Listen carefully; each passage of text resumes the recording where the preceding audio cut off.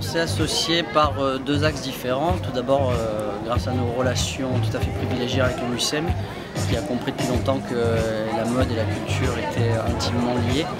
Et ensuite par la personne qui a permis de concrétiser ce lieu, qui s'appelle Julien Guillaume, qui fait partie d'un collectif d'artistes. Ils ont monté la Villa Alive à Marseille, qui est un centre d'art et d'essai, où des artistes sont en résidence toute l'année avec des expositions. C'est lui qui a eu l'idée de monter cette boutique.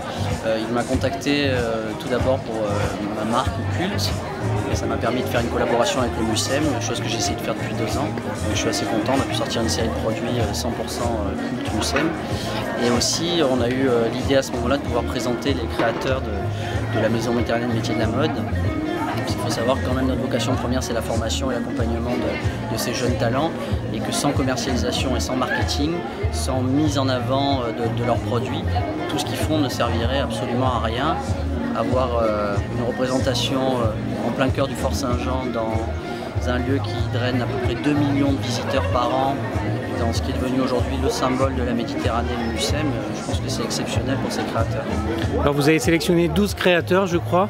Oui. Comment vous les avez choisis? Les créateurs ont été choisis avec l'acheteur principal, c'est-à-dire Julien Guillaume, à qui nous avons présenté un certain nombre de créateurs et qui a fait sa sélection.